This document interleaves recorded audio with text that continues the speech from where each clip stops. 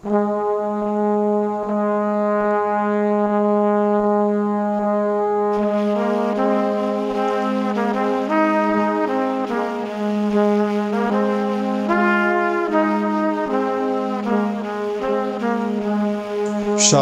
Bapak Ibu, Saudara-saudara kekasih dalam nama Tuhan kita, Tuhan Yesus Kristus. Dan selamat bertemu kembali di YouTube saya, Pendeta Rudolf H. Pasaribu Channel. Dengan dan lewat channel ini, saya komit untuk senantiasa menyebarkan pengajaran firman Tuhan. Karena saya percaya berlandaskan Yesaya pasal 55 ayat 11, bahwa firman Tuhan yang saya dan Bapak Ibu, saudara-saudara semuanya juga ikut sebar lewat apapun, termasuk lewat video ini, tidak akan kembali dengan sia-sia, tetapi akan bekerja sendiri lewat kuasa dan berkat urapan Roh Kudus. Mari Bapak Ibu, saudara-saudara semuanya, saya ajak membantu saya menyebarkan pengajaran firman Tuhan, khotbah di ibadah minggu ke-22 sesudah Trinitatis 31 Oktober 2021. Terambil dari Roma pasal 1 ayat 16 sampai dengan ayat 17 dan epistel dari kitab 2 Raja pasal 18 ayat 1 sampai dengan ayat 8. Diikat oleh topik atau tema Injil yang membaharui, Barita Nauli na paibaruhon. Saya baca untuk kita, mari Bapak Ibu, saudara-saudara semuanya, simaklah pembacaan firman Tuhan berikut ini. Judul perikop khotbah kita Roma pasal 1 ayat 16 sampai dengan ayat 17, Injil itu kekuatan Allah. Sebab aku mempunyai keyakinan yang kokoh dalam Injil, karena Injil adalah kekuatan Allah yang menyelamatkan setiap orang percaya. Pertama-tama orang Yahudi, tetapi juga orang Yunani. Sebab di dalamnya nyata kebenaran Allah yang bertolak dari iman dan memimpin kepada iman, seperti ada tertulis, orang benar akan hidup oleh iman. Bapak, Ibu, dan saudara-saudara, khotbah kita di ibadah minggu ke-22 sesudah Trinitatis 31 Oktober 2021 berbicara tentang hakikat dan kuasa berita Injil yang menuntun dan menyelamatkan orang percaya, dihubungkan dengan topik atau tema minggu Injil yang membaharui, Barita Nauli na paibaruhon. Jemaat Roma ini sangat terkenal karena iman jemaat Roma begitu hidup. Dalam seluruh pelayanan Paulus, hanya 2 jemaat yang membuat hati Paulus bersuka cita, yakni jemaat di Roma dan jemaat di Tesalonika. Hal ini disaksikan oleh Paulus dalam Roma pasal 1 ayat 8 dituliskan, pertama-tama aku mengucap syukur kepada Allahku oleh Yesus Kristus atas kamu sekalian, sebab telah tersiar kabar tentang imanmu di seluruh dunia. Demikian juga dalam 1 Tesalonika 1 ayat 8. Karena dari antara kamu firman Tuhan bergema bukan hanya di Makedonia dan Akhaya saja, tetapi di semua tempat telah tersiar kabar tentang imanmu kepada Allah. Inilah yang mendorong Apostel Paulus begitu merindukan untuk datang mengunjungi jemaat Roma ini. Sebagaimana dalam Kisah Rasul-Rasul pasal 19 ayat 21, di sana ditulis, kemudian daripada semuanya itu Paulus bermaksud pergi ke Yerusalem melalui Makedonia dan Akhaya. Katanya, sesudah berkunjung ke situ, aku harus melihat Roma juga. Benar Bapak Ibu bahwa bukan Paulus yang mendirikan jemaat Roma ini. Namun Paulus begitu terbeban untuk mengunjungi jemaat Roma ini. Dia mengharapkan dengan mengunjungi jemaat Roma ini, Paulus dapat menyampaikan karunia rohani. untuk memberi penguatan bagi jemaat Roma yang saat itu mengalami berbagai-bagai pergumulan juga. Itu ditulis pada ayat 11-12. Bagi Paulus, pemberitaan Injil itu merupakan suatu tugas, kewajiban, dan bahkan disebutnya sebagai hutang yang harus dibayar. Itu sebabnya pada ayat 14 Paulus menuliskan, "Aku berhutang baik kepada orang Yunani maupun kepada orang bukan Yunani, baik kepada orang terpelajar maupun kepada orang tidak terpelajar." Kata Yunani yang dipakai di sini oleh Paulus untuk hutang adalah opeiletes, dari kata opeilo, artinya hutang, kewajiban. Tidak boleh tidak, harus dibayar. Jadi bagi Paulus, apapun keadaannya dalam segala kondisi dan situasi, maka pemberitaan Injil itu tidak boleh berhenti, tidak boleh stop, tidak boleh terganggu, dihalangi. Bagaimanapun caranya pemberitaan Injil itu harus jalan. Sebab itu adalah opeiletes, hutang, kewajiban. Tidak boleh tidak, harus dilakukan. Meski harus dengan mencicil sekalipun sampai lunas, sampai terlaksana dengan baik. Namun kerinduan Paulus mengunjungi jemaat di Roma ini ternyata terbengkalai, gagal, tidak pernah terjadi Bapak Ibu. Kenapa? Karena dia tertangkap di saat memberitakan Injil. Dapat kita baca pada Kisah Rasul-Rasul 21 ayat 30-33. Paulus mengalami perlakuan-perlakuan sadis di situ. Namun demikian, semangat Paulus menyampaikan firman Tuhan kepada jemaat Roma ini tidak surut. Itu sebabnya Paulus menulis surat ini dan mengirimkannya kepada jemaat di Roma untuk membimbing, menguatkan hati dan kepercayaan jemaat yang juga menghadapi berbagai-bagai tantangan dan pergumulan iman yang berat saat itu. Saudara, dalam suratnya kepada jemaat Roma ini, Paulus sungguh-sungguh mengingatkan jemaat Roma yang sangat rentan dengan perubahan-perubahan iman akibat banyaknya pengaruh-pengaruh pengajaran dari dunia sekitar, khususnya pengajaran filsafat Helenistik, ajaran agama-agama kafir, dan penyembahan-penyembahan kepada berhala yang banyak di Roma saat itu dan lain-lain. Paulus sungguh-sungguh menekankan bahwa kuasa peranan firman Allah itu sangat-sangat besar dalam hidup kita. Ada 3 pokok-pokok pengajaran Paulus yang ditekankannya dalam perikop ini. Pertama, firman itu memberi kekuatan bagi kita dalam menghadapi semua tantangan-tantangan hidup ini. Firman itulah yang menyelamatkan setiap orang percaya, kata Paulus. Itu sebabnya dia memiliki keyakinan yang kokoh dalam memberitakan Injil ini. Kedua, kemudian Paulus mengakui bahwa firman Allah itulah kebenaran Allah yang membimbing kita tiba pada kebenaran sejati yang berasal dari surga. Meski di tengah-tengah masyarakat Roma begitu banyak pengajaran-pengajaran filsafat yang berasal dari Yunani, Romawi, Helenistis, tetapi bukan itu kebenaran sejati. Bukan. Kebenaran hanya ada pada firman Allah. Oleh karena itu Paulus sungguh-sungguh mengingatkan jemaat di Roma agar jangan terpengaruh oleh pengajaran-pengajaran filsuf-filsuf Yunani, Romawi, dan kepercayaan-kepercayaan lain yang sangat-sangat rame betul di Roma. Dan ketiga, Paulus memastikan bahwa orang benar itu akan hidup karena imannya.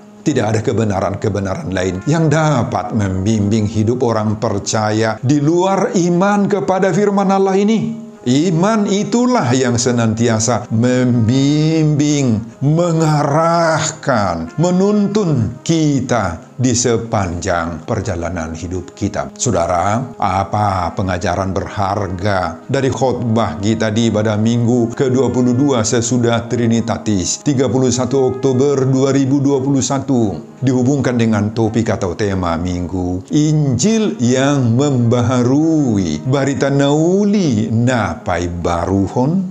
Saudara, khotbah ini menyadarkan dan mendorong kita agar meyakini beberapa hal, yakni pertama, Injil adalah kuasa Allah yang memberi kekuatan bagi orang percaya. Saudara, pada ayat 16, Paulus memiliki keyakinan yang mantap sekali tentang apa sebenarnya firman Tuhan itu. Paulus mengatakan dengan tegas, sebab aku mempunyai keyakinan yang kokoh dalam Injil. Karena Injil adalah kekuatan Allah yang menyelamatkan setiap orang percaya. Saudara, inilah alasan dan kerinduan Paulus untuk memberitakan Injil kepada jemaat di Roma. Karena bagi dia Injil itu adalah kekuatan Allah yang menyelamatkan setiap orang-orang percaya. Kalimat dalam terjemahan bahasa Indonesia dituliskan, sebab aku mempunyai keyakinan yang kokoh dalam Injil. Saudara, terjemahan Bibel bahasa Batak dituliskan, Aidang nahu hailahon barita nauli. Terjemahan New International Version, NIV, I am not ashamed of the gospel because it is the power of God. Terjemahan King James Version mengatakan, for I am not ashamed of the gospel of Christ, for it is the power of God. Dan semua itu diterjemahkan dari the Greek New Testament yang mengatakan, ugar epasi nomao tu evangelion dunamisgar teu estin soterian.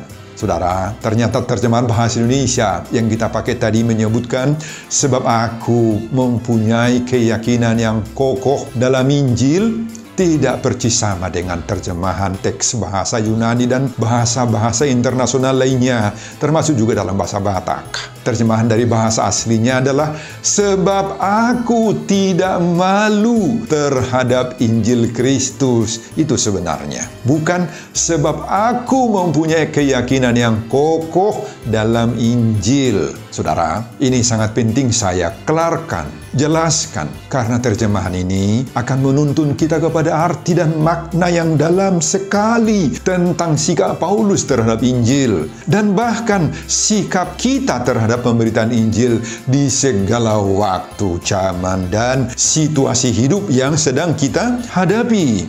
Paulus hendak menegaskan Bapak, Ibu, dan saudara-saudara bahwa dirinya sendiri tidak pernah merasa malu, ashamed dalam bahasa Yunani, epaisi nomao. Artinya di situ tidak malu sebagai orang Kristen. Meskipun saat itu Paulus sangat menyadari bahwa selalu banyak di antara orang-orang percaya, orang-orang Kristen yang mau tergoda untuk merasa malu terhadap Injil Kristus. Sebab dari segi pandangan manusiawi duniawi saat itu, Injil Kristus itu tidak membanggakan. Yang dibanggakan oleh banyak orang pada waktu itu adalah ajaran-ajaran filsuf-filsuf besar seperti ajaran-ajaran Sokrates lah, Plato, Aristoteles lah, dan sebagainya. Bagi kebanyakan orang, Yesus dan ajarannya dianggap rendahan, nggak menarik sama sekali, dijauhkan orang. Apalagi mengingat Yesus itu adalah orang yang tersalib. Loh, kok Yesus Tuhannya Kristen itu kan mati dibunuh dengan salib, kata orang.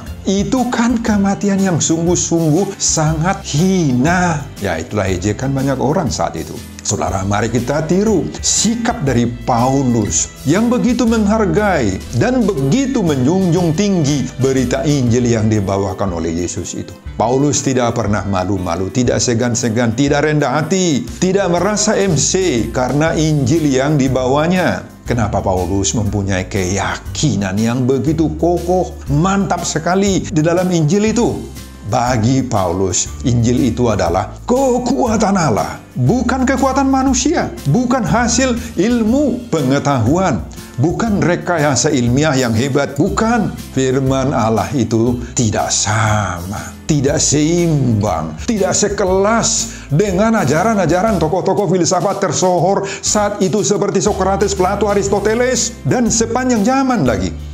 Injil itu bukan juga hanya sekedar ajaran moral dan etika.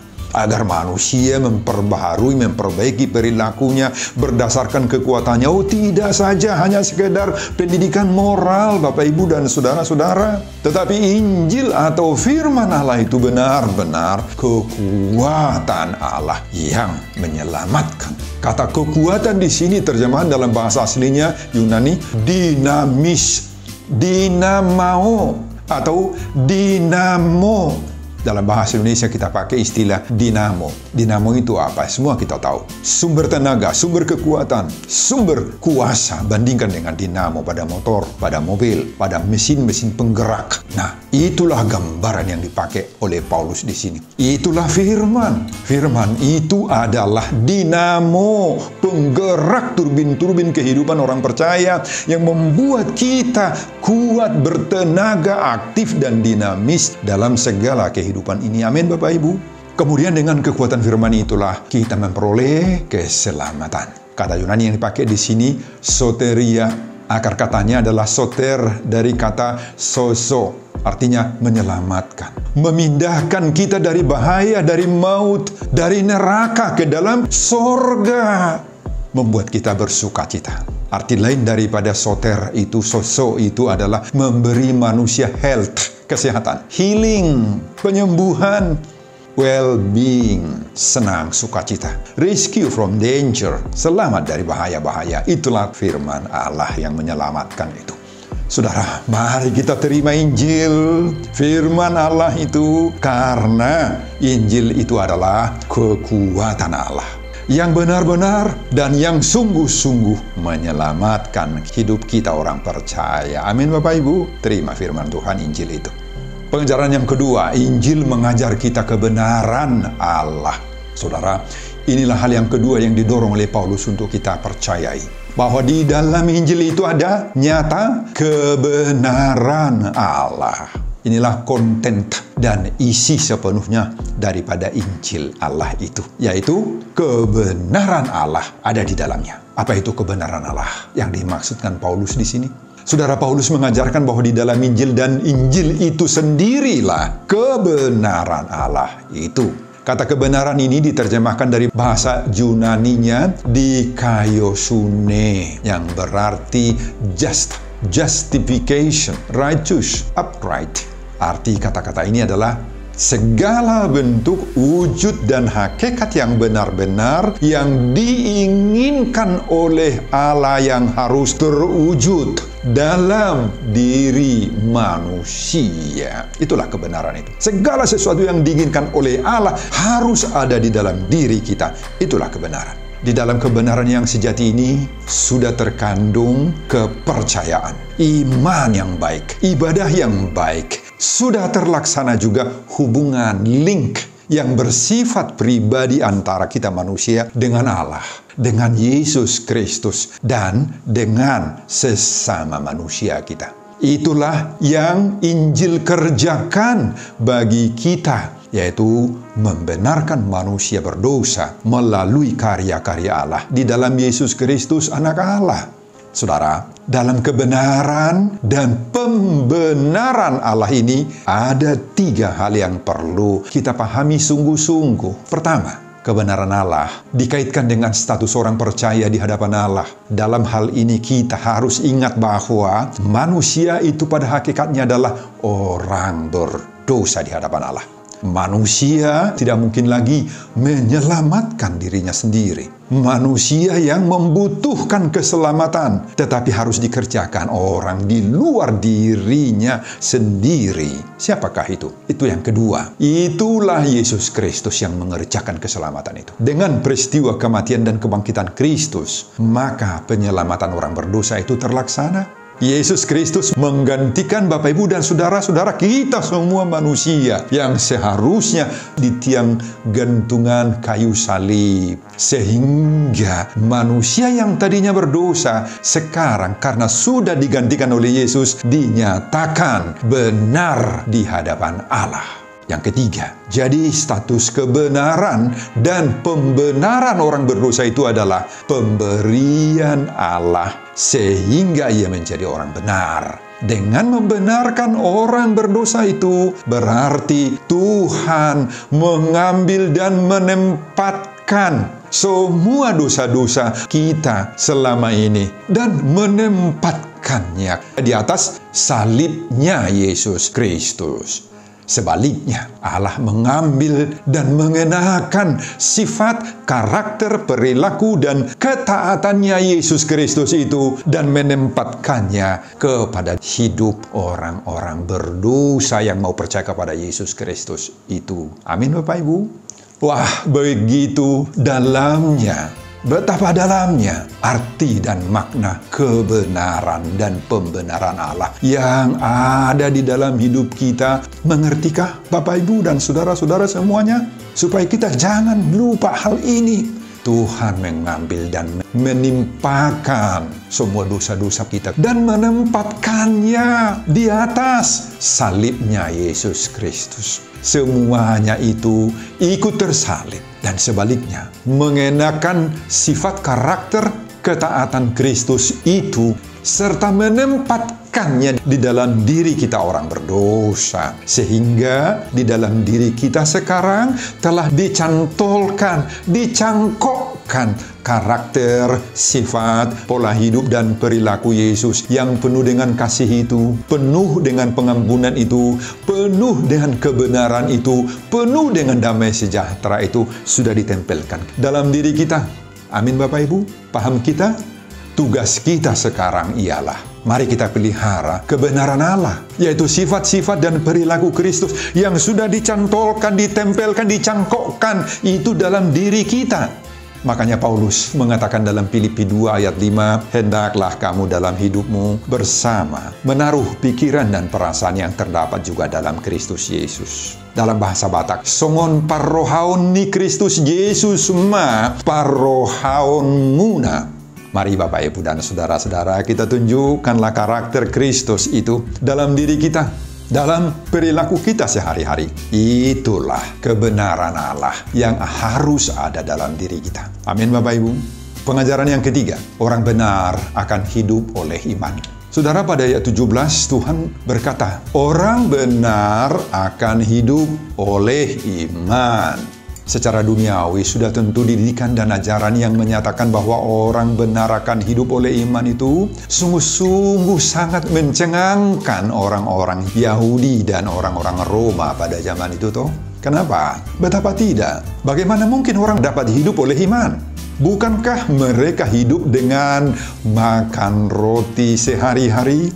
Inilah didikan dan ajaran yang sangat-sangat dalam sekali, Bapak Ibu. Hal ini mengingatkan kita akan firman yang disampaikan oleh Tuhan Yesus ketika dicobai oleh iblis. Kala itu Tuhan Yesus mengatakan kepada iblis dalam kitab Matius pasal 4 ayat 4. Tetapi Yesus menjawab, ada tertulis, manusia hidup bukan dari roti saja, tetapi dari setiap firman yang keluar dari mulut Allah. Saudara, luar biasa firman Tuhan ini. Kita diyakinkan sekarang bahwa orang benar akan hidup oleh imannya. Saudara, menjalani hidup kekristenan itu tidak mudah, karena kekristenan bukanlah suatu permainan. Kekristenan itu bukan adu strategi dan keahlian bermain, tetapi kekristenan itu adalah suatu medan pertempuran, pertarungan iman yang harus kita jalani, Bapak Ibu. Terlebih lagi, hidup di zaman modern sekarang di mana banyak ilah-ilah dunia yang siap menjerat dan menyeret orang-orang Kristen yang tidak memiliki keyakinan teguh terhadap Injil. Saat dalam masalah atau kesulitan, mereka tidak mengandalkan kuasa firman, kuasa Yesus, tidak meminta nasihat-nasihat dari hamba-hamba Tuhan, tetapi justru sebaliknya lebih memilih mencari pertolongan atau nasihat kepada paranormal, dukun-dukun, dan juga orang-orang pintar. Menyembah berhala-berhala, sebagaimana epistel 2 Raja-Raja pasal 18 ayat 1-8 di zaman Hizkia dahulu. Saudara, kita tidak boleh main-main dengan keyakinan dan kuasa iman itu. Sekali kita percaya kepada Kristus Yesus, jangan sekali-kali lagi mundur, apalagi meninggalkan Kristus. Kekristenan jangan kita jadikan hanya sebagai predikat, goar, nama saja. Kita harus mampu melihat perkara-perkara dalam hidup ini dengan mata rohani, mata iman.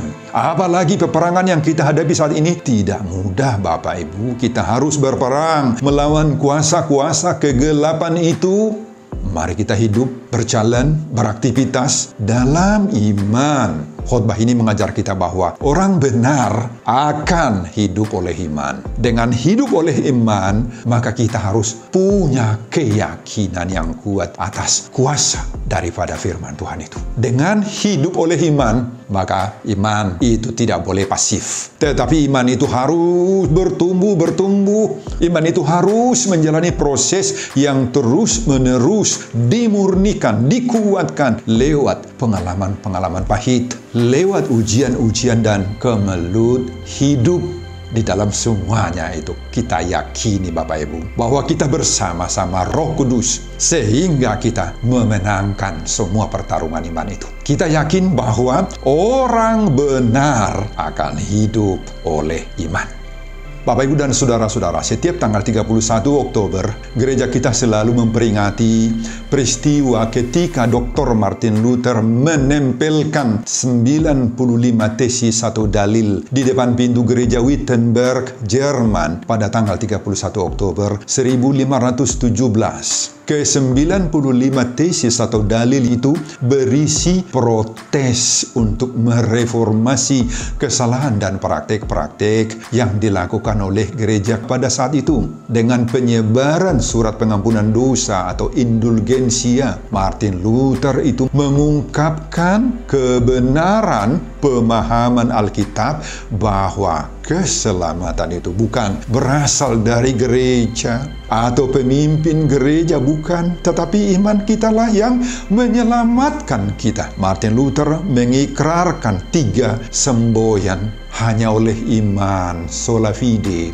hanya oleh anugerah Allah kita diselamatkan, sola gratia, dan hanya oleh karena kebenaran yang didapatkan dari Alkitab sajalah, sola scriptura. Semoga semangat reformasi ini terus-menerus menggema dalam hati kita semuanya, Bapak Ibu, agar kuasa Injil itu akan terus-menerus memperbaharui hidup kita. Amin, Bapak Ibu. Sebelum saya mengakhiri khotbah ini, kembali saya mengajak Bapak, Ibu, dan saudara-saudara membantu saya menyebarkan pengajaran firman Tuhan. Khotbah di ibadah minggu ke-22 sesudah Trinitatis 31 Oktober 2021 dari kitab Roma pasal 1 ayat 16 sampai dengan ayat 17. Agar kita sungguh-sungguh percaya kepada kuasa Injil yang membaharui barita nauli napai baruhon termotivasi lewat khotbah ini. Simak juga video-video khotbah saya yang lain agar Bapak, Ibu, dan saudara-saudara semuanya memiliki sentuhan dan pemahaman rohani yang semakin diperkaya. Buka di YouTube saya, Pendeta Rudolf H. Pasaribu Channel. Selamat mengikuti ibadah minggu, baik di gereja atau di rumah masing-masing. Tuhan Yesus memberkati kita. Shalom, horas, amin. Terima kasih untuk firman. Berkatilah firman ini, berkati hambamu dalam khotbah-khotbah berikutnya. Semua ini saya peruntuk demi kemuliaan kebesaran nama Tuhan